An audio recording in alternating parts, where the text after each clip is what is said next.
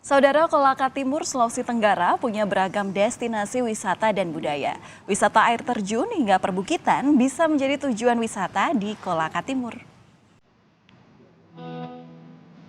Kolaka Timur, sebuah kabupaten yang membentang seluas 3.634 km persegi di Sulawesi Tenggara. Kaya akan budaya, keindahan alam, dan destinasi wisatanya. Dari ringgangnya hutan pinus sampai derasnya aliran air terjun. Salah satu destinasi di kabupaten yang berjuluk Bumi Sorume ini adalah Puncak Alamo. Sepanjang perjalanan menuju Puncak Alamo, pengunjung akan melintasi rindangnya pepohonan pinus. Kontur lanskap perbukitan juga membuat udara di sini terasa sejuk. Pengunjung bisa bersantai di pendopo-pendopo kecil sambil memandangi rindangnya pepohonan pinus dan persawahan.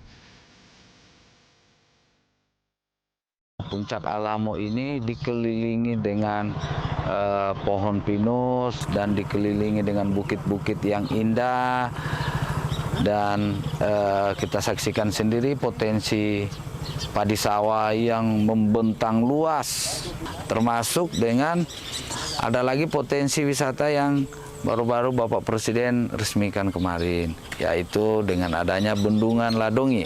Nah, Bendungan Ladongi ini bisa mengaliri kurang lebih 3.000 hektar persawahan yang ada di Kabupaten Kolaka Timur. Kami harapkan gimana kita menjaga masyarakat Kabupaten Kolaka Timur, menjaga potensi-potensi wisata yang ada.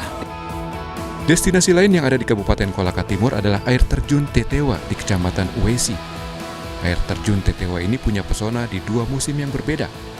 Kalau di musim kemarau, jumlah aliran air terjun hanya terdapat sekitar 12 aliran. Kalau musim hujan, kita bisa lihat lebih banyak aliran, bahkan warga lokal menyebutkan jumlahnya sampai ratusan. Dan ada satu lagi destinasi yang tak kalah indah, yakni air terjun Talisewu. Dengan letaknya yang cukup jauh dari keramaian, keindahan alam di sekitar air terjun Talisewu masih sangat terjaga. Banyak ragam pesona lainnya di Kabupaten Kolaka Timur, bahkan yang masih terus dikembangkan hingga saat ini di Bumi Sorume.